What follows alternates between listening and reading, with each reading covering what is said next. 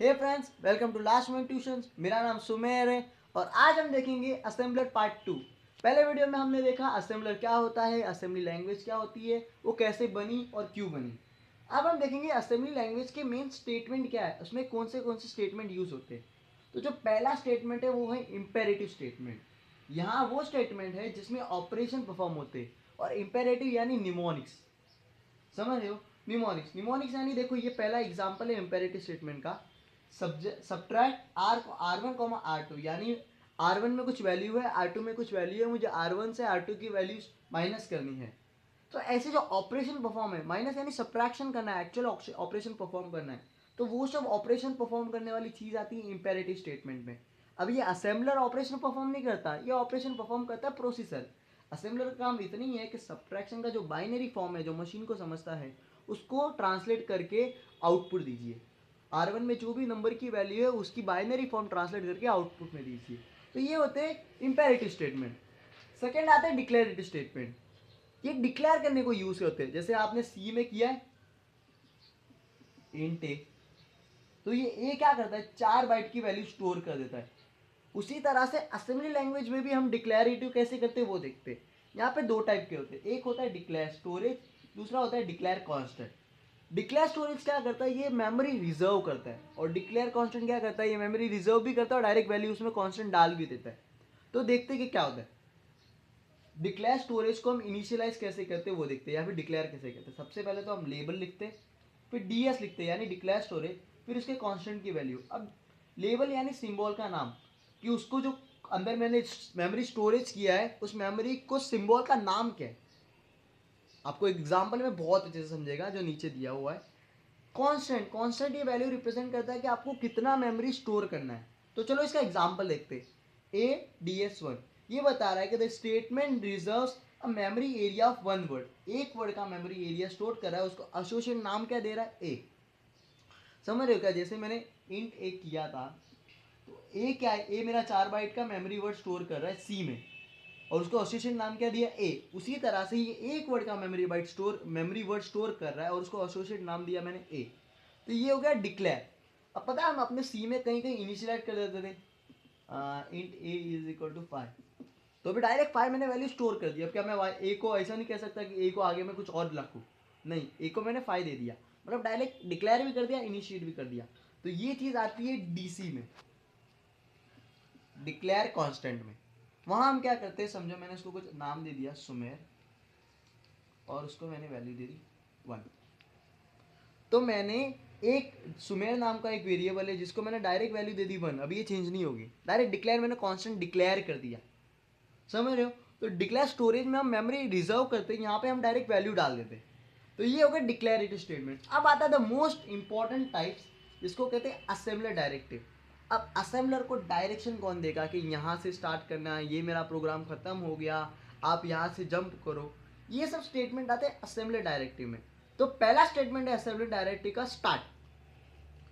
तो स्टार्ट क्या करता है, स्टार्ट है ना, असेंबलर को कहता है कि भाई जो तूने ट्रांसलेट किया है उसको ये एड्रेस पे स्टोर करना शुरू कर, हार्ड डिस्क में या फिर मेमोरी में। तो उसको लिखते कैसे, लेबल स्टार्ट और एड्रेस। एड्रेस नोट करता है कि मुझे कहाँ से इसको स्टोर करना शुरू करना है।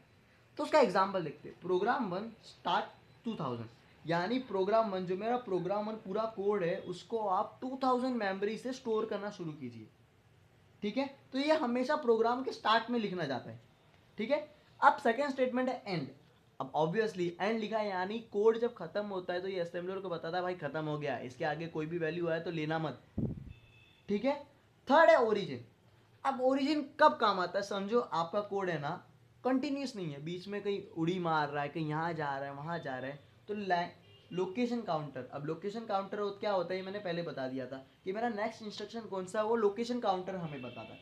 ठीक है। तो लोकेशन काउंटर को अपने हिसाब से मुझे चलाना है तो मैं ओरिजिन यूज करता हूँ।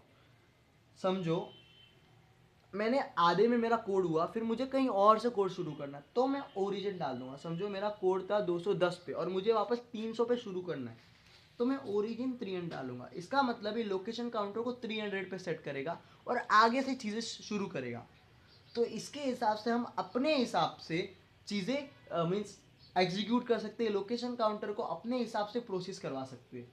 ये सेम काम करता है स्टार्ट में। अब कहोगे यार स्टार्ट में भी तो वही कर रहे थे आप, 2000 आ रहे थे, हाँ, लेकिन स्टार्ट में लेबल यानी प्रोग्राम का नाम था, इसके आगे कोई प्रोग्राम का नाम नहीं है, यानी ये स्टार्ट के बाद और एंड के पहले कहीं भी यूज हो सकता है।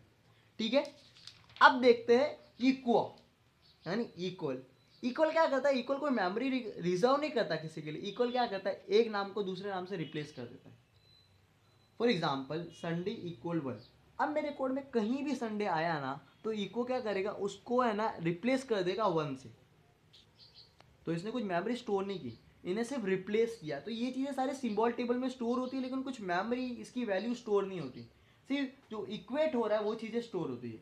इसको ध्यान से देखना, क्योंकि आगे जो हम फॉरवर्ड रेफरेंस प्रॉब्लम और पास 1 पास 2 कहने वाले हैं, तो वहाँ पे इक्वेट आता है। इक्वेट क्या करता है, एक वैल्यू को दूसरे वैल्यू से असाइन करता है। ठीक है, अब आता है कॉन्सेप्ट पिक्चर में, यूजिंग। और ये using base register base value क्या है, अब देखो ये मेरा कंप्यूटर का डेटाबेस है, यानी मेरा कंप्यूटर की हार्ड डिस्क है। अब मैंने कंप्यूटर की हार्ड डिस्क में 100 से स्टोर करना शुरू किया। अगर मैंने मेरा दूसरा कोड दूसरे कंप्यूटर में डाला, वही कोड दूसरे कंप्यूटर में डाला, तो यहाँ पे ज़रूरी है कि मेरी 100 की मेमोरी खाली रहेगी?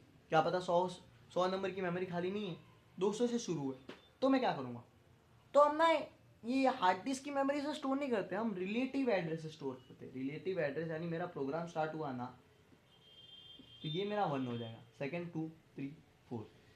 तो मुझे एक्चुअल एड्रेस भी तो फाइंड करना पड़ेगा, उसके लिए मुझे इंडेक्स वैल्यू यानी इसकी वैल्यू क्या है, प्लस बेस वैल्यू यानी लास्ट की वैल्यू क्या है, प्लस बेस रजिस्टर, इनकी चीज़ें ज़रूरी है आगे मुझे कोड को चेक करने के लिए कि कौन सी वैल्यू कहाँ है। तो तब पिक्चर में आता है बेस रजिस्टर और बेस वैल्यू। तो यूजिंग हमें बताता है, यूजिंग स्टेटमेंट बताता है कि भाई ये आपका बेस रजिस्टर है और ये आपकी बेस वैल्यू है। तो अगर आपको पता करना है कि बेस रजिस्टर कौन सा है, तो वैसे 15 रजिस्टर होते हैं, उसमें से बेस रजिस्टर यूजिंग डिक्लेयर करता है कि ये आपका बेस रजिस्टर है और उसमें बेस वैल्यू क्या है। बेस वैल्यू क्यों यूज होती है, हमें रिलेटिव एड्रेस फाइंड करने को।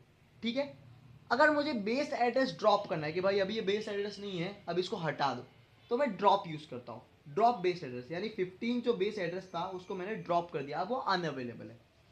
तो ये थे असेंबलिंग लैंग्वेज प्रोग्रामिंग के इंपॉर्टेंट स्टेटमेंट। नेक्स्ट वीडियो में हम देखेंगे कि फॉरवर्ड रेफरेंस प्रॉब्लम क्या होती है, और उसके नेक्स्ट वीडियो में हम देखेंगे कि मल्टीपास असेंबलर कैसे काम करते हैं, पास 1 पास 2 कैसे काम करते हैं। Thank you so much video देखने के लिए। नीचे डिस्क्रिप्शन में इसके नोट्स है, आप वहाँ से डाउनलोड कर सकते हो।